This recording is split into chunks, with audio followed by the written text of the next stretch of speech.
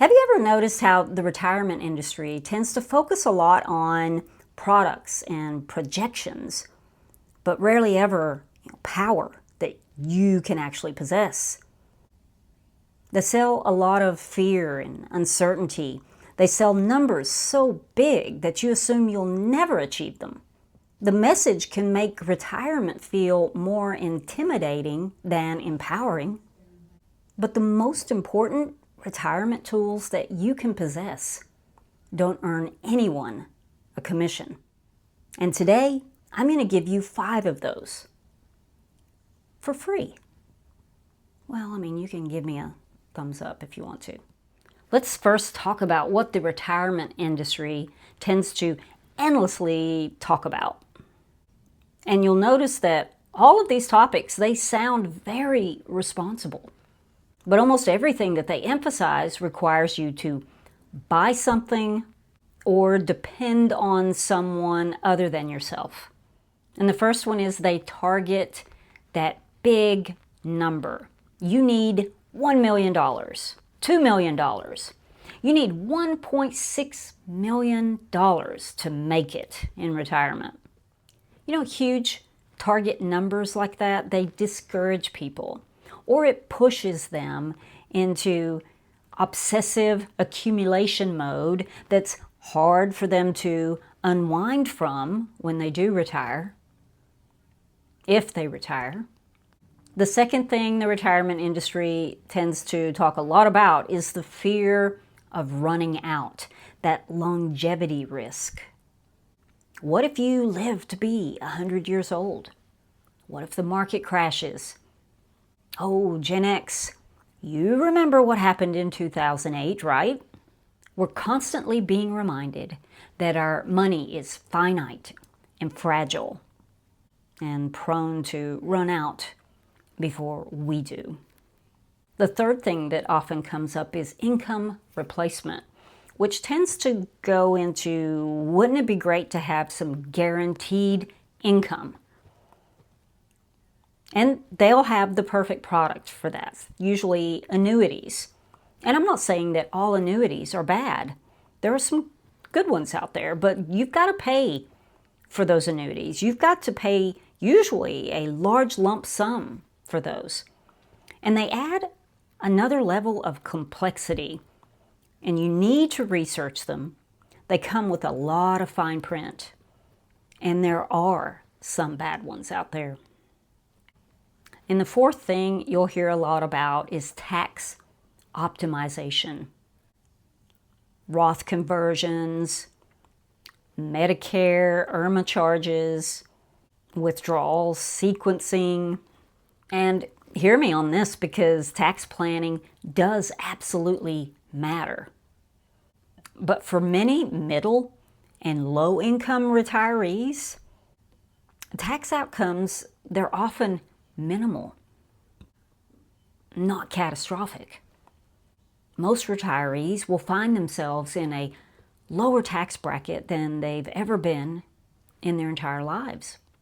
Now, tax optimization is very important for people who are wealthy, for people that have a lot of income, for people who are thinking about taking out a huge lump sum from their 401k or any other tax-deferred account. Taxes have to be thought about before you pull that trigger. Taxes matter if you inherit a large sum of money. But in many instances, it's not really worth the extra expense.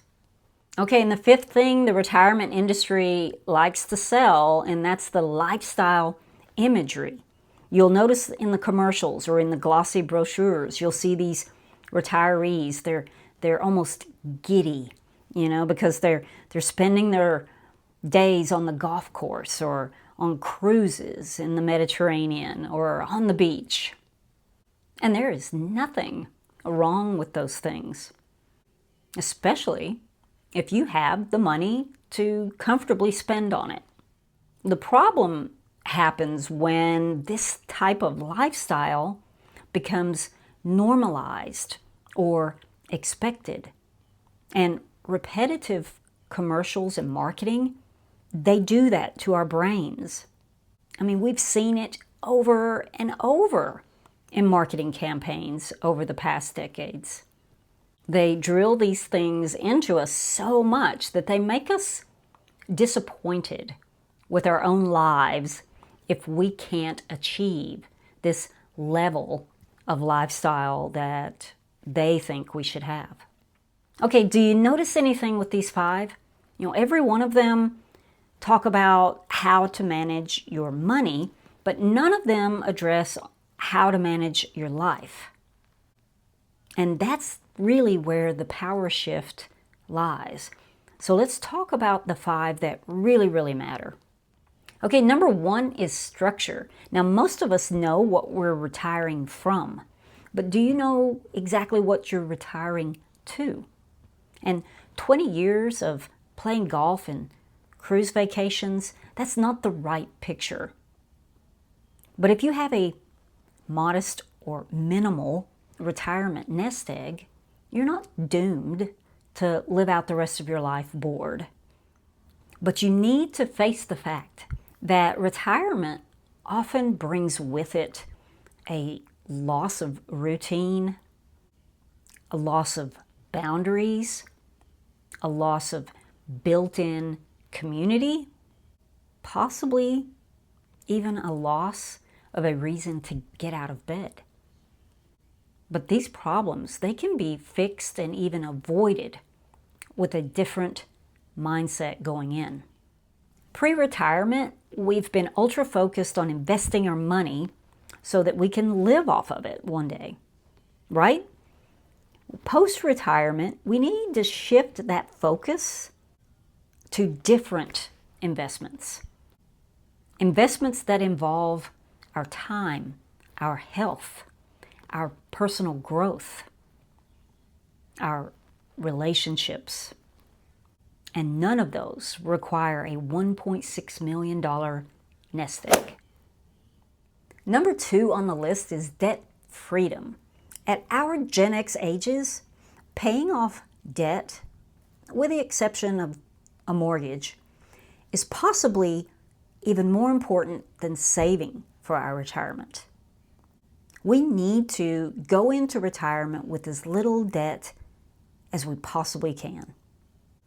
Because when you get that close to retirement, every dollar that you're putting in your investments, they don't have as much time to grow and to compound and to benefit from that growth rate. Now, I'm not saying, it's not worth it to still do that. But if you've also got debt, you could get a much better return by taking some of that investment money or all of that investment money and knocking that debt out. Just look at your monthly expenses, because debt and even faux debt, it's probably lurking in there. The credit card balances that don't get paid in full every month, the student loans. Gen X carries more student loan balances than any other generation currently.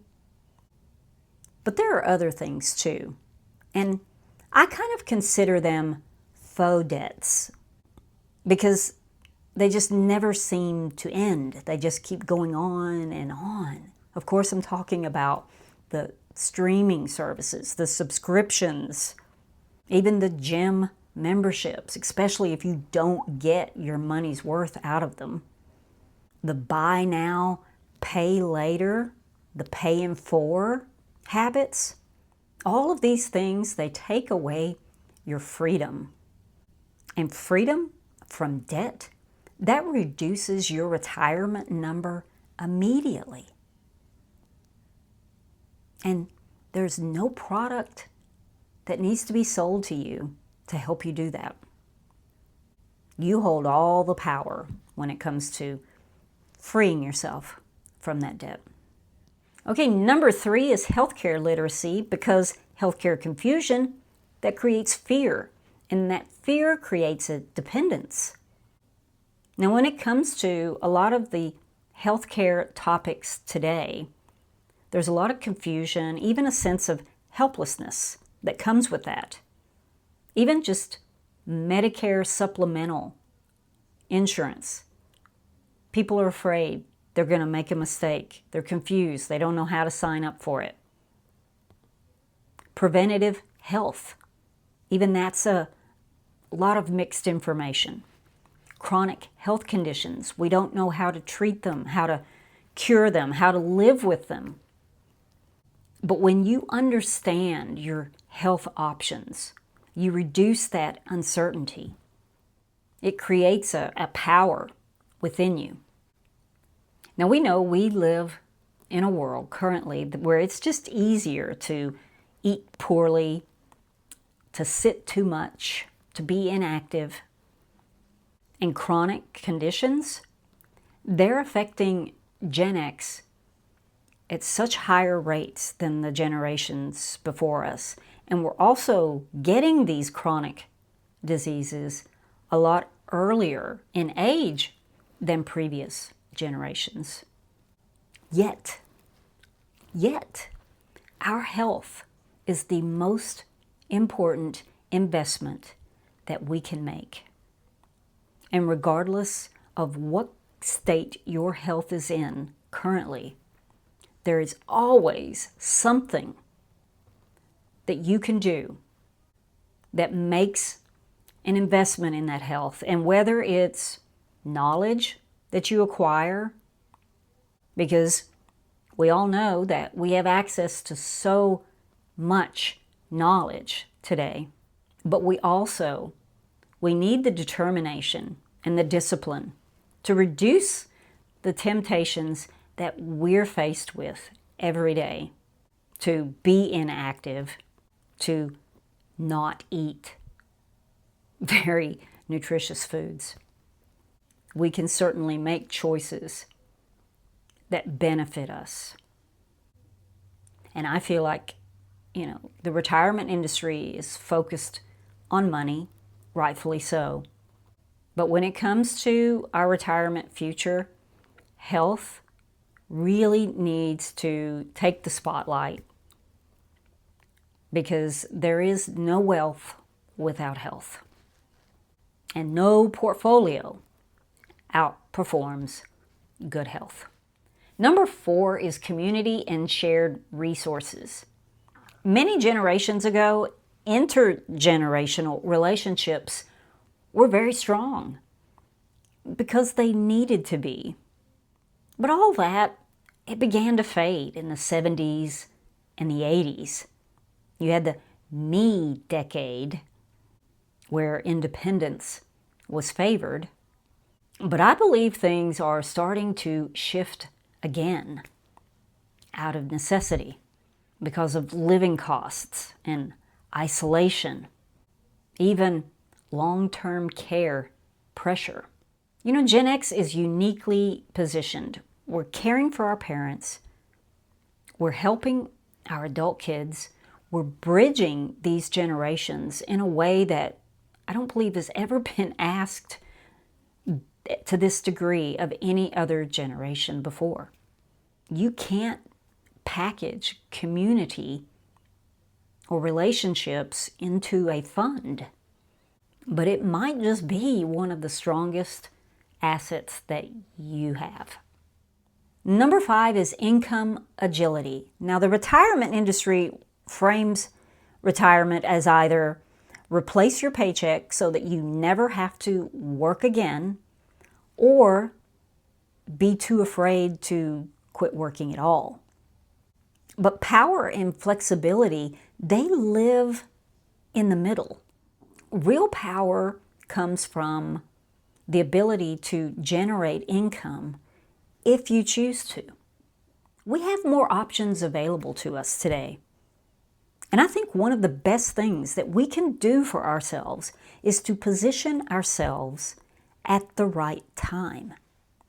Use our 50s to clean up our finances, become more financially literate, pay off our debts, break old spending habits that we've had. Then we can use our 60s more strategically. We can save up a cash cushion that allows us to delay claiming Social Security, get a bigger check if we want to. We can find ways of bringing in extra income, get creative. That reduces your portfolio pressure dramatically. Income agility, it makes you anti-fragile. So to reclaim control, we shift from product-focused thinking to power-focused thinking. Instead of, what should I buy? Ask yourself, what reduces my dependency? Instead of, how do I maximize my returns? Ask yourself, how do I minimize my required income? Instead of, what's the perfect portfolio? Ask yourself, what would make me harder to destabilize? Now that's real retirement security. The retirement industry focuses on optimizing your retirement nest egg. Now, I'm focused on optimizing your independence. You don't need to buy your way into financial freedom. What you want is leverage based on simplicity or flexibility, community, low fixed costs.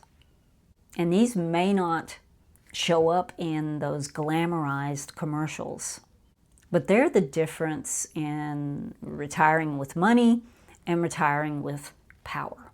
And speaking of power, did you know that slowing down after the age of 50 is a bad idea? Check out this video right here, because we're building a Gen X team here, and I'm all for spreading the word. But first, before you leave, have a great week ahead. I'll see you in the next video, or that one. Click right here. I'll see you later, alligators. Bye.